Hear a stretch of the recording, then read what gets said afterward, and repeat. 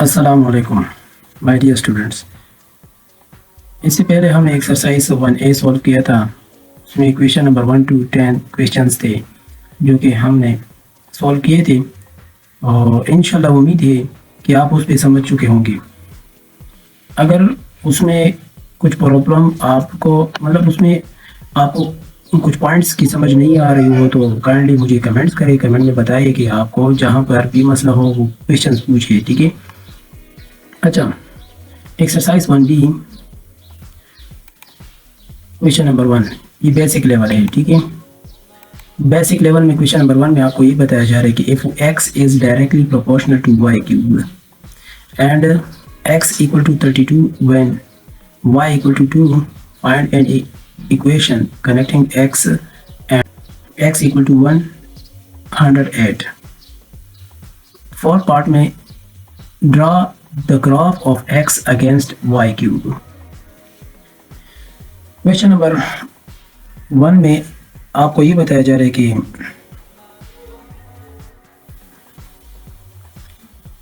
x is directly proportional to y, ठीक है। x is directly proportional to y cube, अच्छा इसे equation बनेगा x equal to k y cube. अब यहाँ k की वैल्यू मालूम करने के लिए आपको x की वैल्यू और y की वैल्यू दी है, ठीक है। x की वैल्यू 32 है और y की वैल्यू 2 है, k मालूम कर ले। तो equation x equal to k y cube है, ठीक है। x equal to k y cube. अब x की वैल्यू क्या है 32 और y की वैल्यू क्या है, k की वैल्यू तो अननोन है ना, y की वैल्यू है 2 होल पावर 3। बहुत साइड से हम 8 पे डिवाइड करेंगे क्योंकि इसे 8 आता है, ठीक है। मतलब 2 पावर 3 से आता है 8, 2 मल्टीप्लाई बाई 2 मल्टीप्लाई बाई 2, तो इसका मतलब ये है कि 2 2 4 2 4 2 8, ठीक है। तो बहुत साइड से हम 8 पे डिवाइड करेंगे, इसे कैंसिल हो जाएगा, इसे 4 आता है, k की वैल्यू है 4, ठीक है। अच्छा, अब यहाँ पर बताया जा रहा है कि फर्स्ट पार्ट में find an equation connecting x and y। x और y के दरमियान जो इक्वेशन है वो लिखिए। इक्वेशन हम लिखने जा रहे हैं, ठीक है।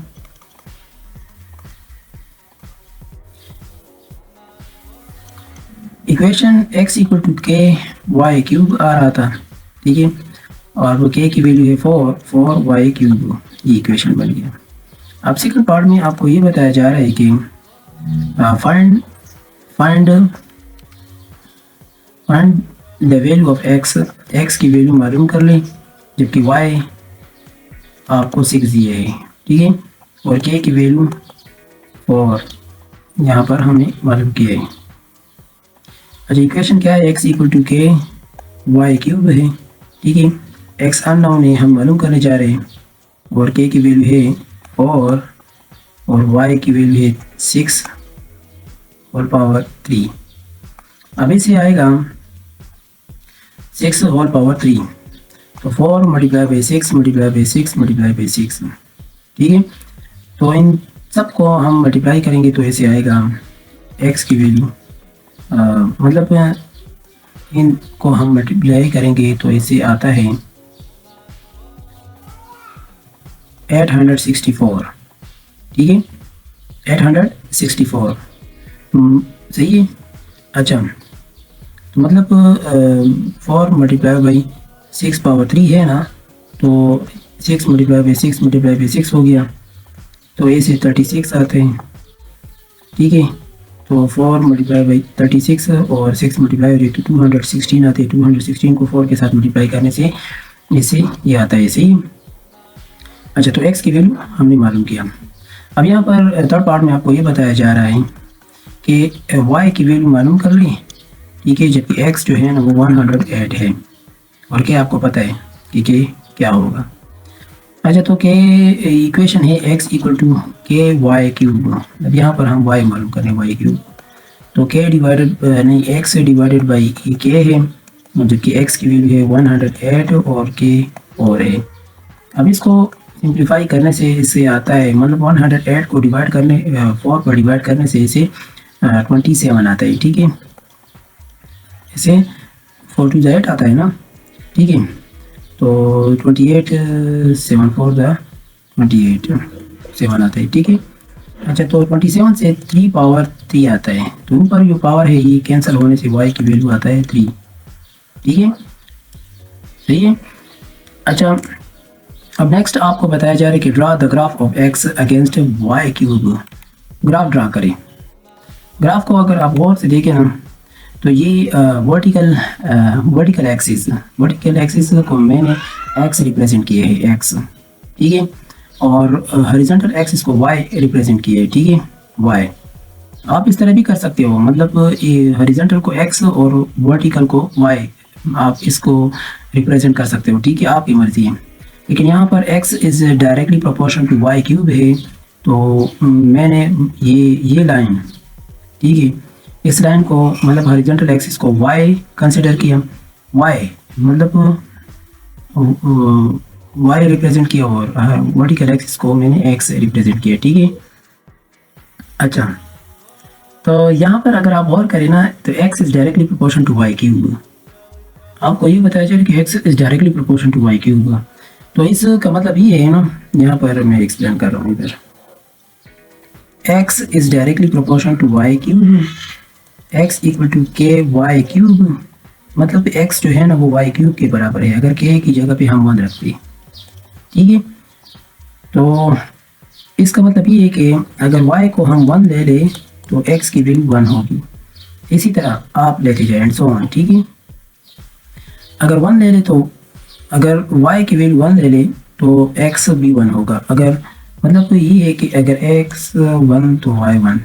ठीक है, अगर y की वैल्यू हम ले लें 2 तो x 8 होगा।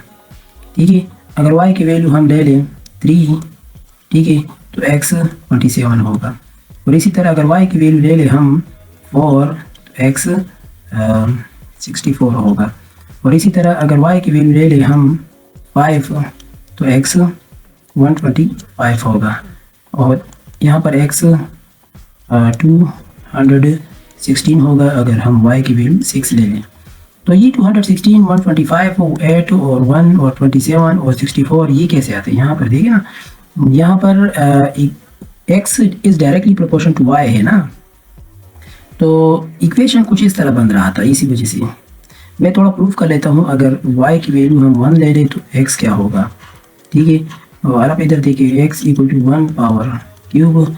ठीक है, तो इससे क्या आता है 1 आता है। ठीक है, x इक्वल टू 1। तो इनकी मदद से मैंने ये सारे पॉइंट्स लगाए हैं, मेंशन किए, इंडिकेट किए हैं। ठीक है, तो इन पॉइंट्स को मैंने मिलाया तो ऐसे ये आपका ग्राफ बन गया। ठीक है, अगर अब भी आपको समझ नहीं आ रहा है तो आप मुझे कमेंट करें और मैं आपको समझाऊंगा। ठीक है, question number 2, if z is directly proportional to y and z equal to 4 and y and w equal to 8, if z square is directly proportional to w. Question number 2, if z square is directly proportional to w and z equal to 4 when w equal to 8. इस question में आपको ये बताया जा रहा है कि अगर z square is directly proportional हो w का, तो k की वैल्यू मालूम करने के लिए z और w की वैल्यू गिवन है। आगे जो है ना फर्स्ट सेकंड थर्ड पार्ट और फोर्थ पार्ट में आपको ये बताया जाए कि इक्वेशन मालूम करो, फिर z मालूम करो, फिर w मालूम करो और फिर ग्राफ मालूम कर लो, ये बताया जा रहा है। ठीक है, अच्छा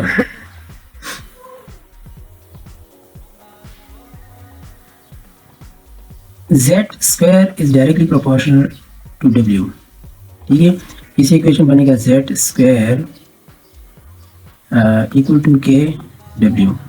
अब z की वैल्यू आपको गिवन है 4 एंड w की वैल्यू है 8, तो के क्या होगी, तो वैल्यूज रखते इक्वेशन ये है। ठीक है, z की वैल्यू क्या है 4 स्क्वायर और के अननोन है, w की वैल्यू क्या है 8। बोथ साइड्स 8 पर डिवाइड कर लो, इसको भी 8 पर डिवाइड करने से आपको आएगा 8 को 2 16 आते हैं ना, तो 2 आएगा, मतलब k की वैल्यू है 2।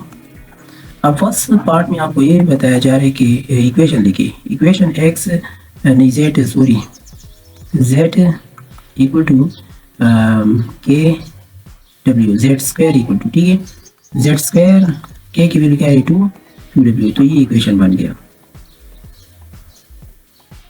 अच्छा, तो अब सेकंड पार्ट में आपको कहा जा रहा है कि जेड की वैल्यू मालूम कर लें, जबकि डब्ल्यू वो 18 हो और के की वैल्यू 2। तो इक्वेशन है जेड स्क्वायर के डब्ल्यू, ठीक है, के की वैल्यू है 2 और डब्ल्यू की वैल्यू है 18 यहाँ पर, ठीक है। अच्छा, तो इन दोनों को मल्टीप्लाई करने से इसे 36 आता है, तो बहुत साइड्स हम स्क्वायर रूट लेंगे तो इसको कैंसिल, ये कैंसिल हो जाएगा, तो z इक्वल टू 6 आएगा। अब ये थर्ड पार्ट में आपको ये बताया जा रहा है कि calculate the value of W की वैल्यू मालूम कर लें, जबकि z रख ले 5 और k की वैल्यू 2, ठीक है यहाँ पर। तो इक्वेशन है z square equal to K W, z की वैल्यू 5, ठीक है, और k 2 जबकि w अननोन है, सही है। तो बहुत साइड्स हम 2 पर डिवाइड करेंगे, वो भी 2 पर डिवाइड करेंगे, तो w की वैल्यू आएगा आपको, तो w की वैल्यू आपको आएगा, मतलब 5 5 25 आते हैं ना, 25 को हम डिवाइड करेंगे 2 पर, तो ऐसे आएगा 12.5। अच्छा, तो अब ये कह रहे हैं कि ग्राफ बनाएं, मतलब हम 4 पार्ट में ग्राफ बनाने जा रहे हैं, सही है। ग्राफ यहाँ पर आकर आप गौर करें ना, इधर देखिए, तो यहाँ पर ये हॉरिजॉन्टल एक्सिस को मैंने डब्ल्यू रिप्रेजेंट किए और वर्टिकल एक्सिस को मैंने जेड रिप्रेजेंट किए, ठीक है। अब इधर देखिए, यहाँ पर हम थोड़ा एक्सप्लेन करेंगे। इक्वेशन में आपको ये बताया जा रहा है कि z square is directly proportional to डब्ल्यू, मतलब जेड स्क्वायर 1 रख लो तो डब्ल्यू क्या होगी, तो डब्ल्यू भी यहाँ पर 1 होगा, मतलब वैल्यूज रखने के बाद, ठीक है। अगर जेड की वैल्यू में रख तो 2, सही है, मतलब यहाँ पर 2 रख लो तो डब्ल्यू 4 आएगा, अगर 3 रख लो तो डब्ल्यू 9 आएगा, इसी तरह अगर 4 रख लो तो 16 आएगा, ठीक है। तो 2 रखने से आपको आएगा डब्ल्यू 4, अगर जेड की वैल्यू में 3 रख लूँ तो डब्ल्यू आएगा, क्या आएगा 9, ठीक है। तो मतलब पॉइंट्स यहाँ पर क्या बनेगी, जेड की वैल्यू अगर मैंने 1 रख दिया तो डब्ल्यू आएगा 1, अगर जेड की वैल्यू मैंने 2 रख लिया, ठीक है, तो डब्ल्यू आएगा 4, अगर जेड की वैल्यू मैंने रख लिया 3 तो डब्ल्यू आएगा 9, अगर जेड की वैल्यू मैंने रख लिया 4 तो डब्ल्यू आएगा 16, अगर जेड की वैल्यू मैंने रख लिया 5 तो डब्ल्यू आएगा 25, और इसी तरह 6 रख लिया तो इसे 36 एंड सो ऑन, ठीक है। अच्छा, तो इन सारे पॉइंट्स को मैंने आपस में मिलाया तो ये ग्राफ शो हुआ, ठीक है, बन गया। Question number 3, it is given that y is directly proportional to x power n. Write down the value of n when. ये कह रहे हैं कि y is directly proportional to n power x power n, ठीक है, इन दोनों के दरमियान डायरेक्टली प्रोपोर्शनल है, और यहाँ पर n की value first part second part में मालूम कर ले, जबकि आपको y m square is the area of a square of length x metre. अब यहाँ पर आपको ये बताया जा रहा है कि ये बताया जा रहा है ना, ठीक है, एक मिनट में सोल्यूशन, आपको यहाँ पर ये बताया जा रहा है कि ये एक, फॉर एग्जांपल ये एक स्क्वायर है, ठीक है, स्क्वायर आपको बताया जा रहा है, ये एक स्क्वायर है, ठीक है, ये आपको स्क्वायर दिया है, सही है। और इस स्क्वायर का जो एक साइड है ना ये, ठीक है, इस साइड का जो लेंथ है, लेंथ मतलब तो इस साइड का यहाँ से लेकर यहाँ तक जो लेंथ है ये, ठीक है, ये है, या यहाँ से लेकर यहाँ तक एक साइड को ले लें, ठीक है, ये x के बराबर है, ये सारे x है, ठीक है, क्योंकि हमें बस ये एक साइड चाहिए ना, और अभी साइड का, ठीक है। यहाँ पर मतलब ये गिवन डेटा में आपको बताया जा रहा है कि y directly proportion x power n है ना, ठीक है, अब फर्स्ट पार्ट में आपको ये बताया जा रहा है कि अगर लेंथ, ठीक है, लेंथ x हो, ठीक है, ये स्क्वायर है और इसका जो लेंथ है वो x हो, तो एरिया क्या होगी, एरिया मतलब लेंथ मल्टीप्लाई बाई लेंथ होगा, और लेंथ मतलब x मल्टीप्लाई बाई x, इससे आएगा एक्स स्क्वायर, ठीक है, एक्स स्क्वायर आएगा ना। तो चूंकि आपको पता है कि y is directly proportional x power n है, ठीक है, तो इसी इक्वेशन बनेगा y equal to k x power n, ठीक है, तो y equal to k x power n है ना, ठीक है। अब यहाँ पर एरिया आपको क्वेश्चन में दिए गए है कि इज द एरिया y है ना, y m स्क्वायर एरिया है, क्योंकि एरिया यहाँ पर साइड बाई साइड को मल्टीप्लाई करने से एक्स स्क्वायर आता है ना, मतलब y जो है ना वो एक्स स्क्वायर के बराबर ले, ठीक है, तो y को एक्स स्क्वायर के बराबर में ले लेता हूँ, और यहाँ पर जो k है ना, k की वैल्यू 1 रख ले, 1 रख लेने से आपको ये आएगा, ठीक है, और यहाँ पर जो बेस है और ऊपर पावर है, ये बेस इस बेस के साथ कैंसिल हो जाएगा, तो n पावर क्या आएगा 2, ठीक है, n की वैल्यू 2। अब यहाँ पर सेकंड पार्ट में आपको वॉल्यूम का जिक्र है, बिल्कुल सेम इसी तरह है, लेकिन यहाँ पर वॉल्यूम है, y centimetre cube is the volume of a cube, ये क्यूब आपको दी है, ठीक है, ये आपको क्यूब दिए है, यहाँ पर इसका जो लेंथ है वो x सेंटीमीटर है, ऊपर यहाँ पर x मीटर था, लेकिन यहाँ पर जो लेंथ है ना, यहाँ से लेकर यहाँ, ठीक है, वो x सेंटीमीटर ले ले, x सेंटीमीटर ले ले।